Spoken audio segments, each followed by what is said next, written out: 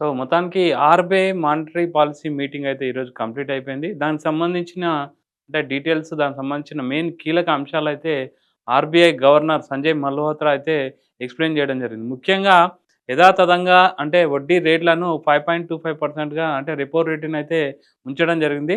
అంటే 5.25% repo rate అంటే RBI బ్యాంకులకు ఇచ్చే రేట్లను వడ్డీ రేట్లనే రెపో రేట్ అంటారు.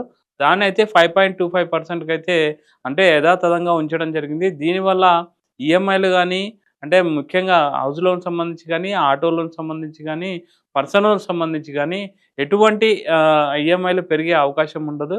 సో, ఎఫ్‌డీ రేట్లకు సంబంధించి గూడా యథాతథంగా అదే విధంగా అయితే కంటిన్యూగా వడ్డీ రేట్లయితే ఉండడం జరుగుతుంది. ఒకవేళ అంటే యాస్ పర్ అంటే మిడిల్ ఈస్ట్‌లో జరిగిన యుద్ధ ప్రభావం వల్ల వడ్డీ రేట్లను ఏమన్నా పెంచే అవకాశం ఉందని జెప్పేసి చాలామంది ఎక్స్‌పర్ట్స్ అయితే అభిప్రాయపడ్డారు.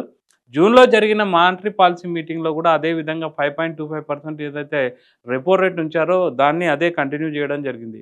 సో, ద్రవ్యోల్బణాన్ని స్థిరంగా ఉంచడం, ద్రవ్యోల్బణంలో ఎటువంటి మార్పులు రాకుండా దాన్ని అంటే ఒక కాన్స్టెంట్ ద్రవ్యోల్బణంని ఇన్‌ఫ్లేషన్‌ని మెయింటైన్ జేయాలని జెప్పేసి కూడా సంజయ్ మల్హోత్రా స్టేట్మెంట్ ఇవ్వడం జరిగింది. ముఖ్యంగా ప్రెజెంట్ బ్యాంకులకు అంటే బ్యాంకులకు ఆర్‌బీఐ ఇచ్చే వడ్డీ రేట్‌లో ఏ విధంగా ఉందో అది ప్రెజెంట్ అయితే పెంచే అవకాశం లేదని, కాకపోతే అంటే కాన్స్టాంట్ అంటే న్యూట్రల్ స్టాండ్స్ అంటే న్యూట్రల్ స్టాక్స్ పైన ఆధారపడి ఉంటాం. అంటే న్యూట్రల్ స్టాండ్స్ అంటే ఒకవేళ ఏదైనా అవకాశం ఉండే అంటే పరిస్థితులు తేడా వచ్చి ఒకవేళ యుద్ధం భారీగా పెరిగినప్పుడు గానీ, లేకపోతే యుద్ధం ప్రభావం మొత్తం ప్రపంచం పైన ఏదైనా పడితే ఒకవేళ ఇండియా గూడా దానికి తగ్గట్టుగా మెలగాలి కాబట్టి, ఖచ్చితంగా న్యూట్రల్ స్టాట్స్ అనేటుంటాయి. ఆ న్యూట్రల్ స్టాట్‌ని ఆధారంగా చేసుకొనైతే దాన్ని అంటే ఒకవేళ పెంచే అవకాశం ఉంది. సో, దాని పరంగా చూసుకుంటే మాత్రం ప్రెజెంట్ అయితే ఎటువంటి అంటే ఈఎంఐలో గానీ, లోన్స్‌లో గానీ ఎటువంటి పెరిగే అవకాశం లేదని జెప్పేసి చెప్పడం జరుగుతుంది. ఎంప్లాయీస్ గానీ, లోన్స్ తీసుకున్న వాళ్ళకైతే మాత్రం ఖచ్చితంగా ఇదొక మంచి గుడ్ న్యూస్ అయితేనే చెప్పొచ్చు.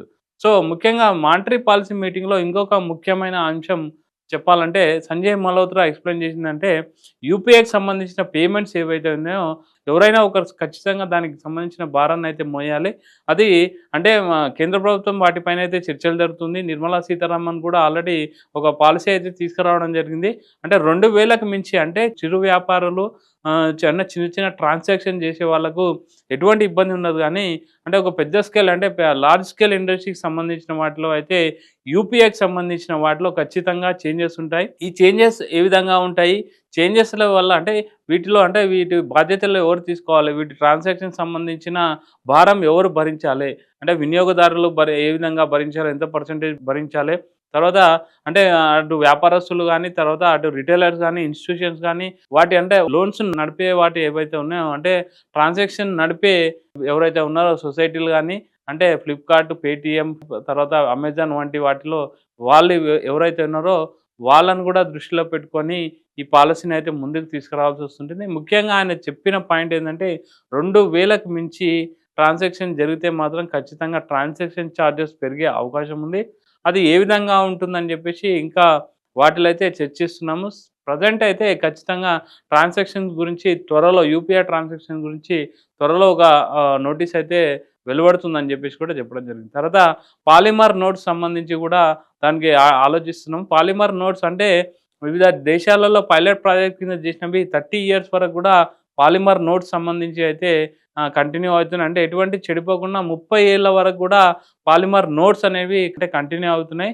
సో, అంటే ఎక్కువ చలామణి అయ్యేవి ముఖ్యంగా చెప్పాలంటే ఎక్కువ ఏవైతే చలామణి అయితాయో తక్కువ వాల్యూ ఉన్న నోట్లు ఏవైతే ఉన్నాయో వాటిని పాలిమర్ నోట్లుగా రిలీజ్ చేసే అవకాశం ఉంది.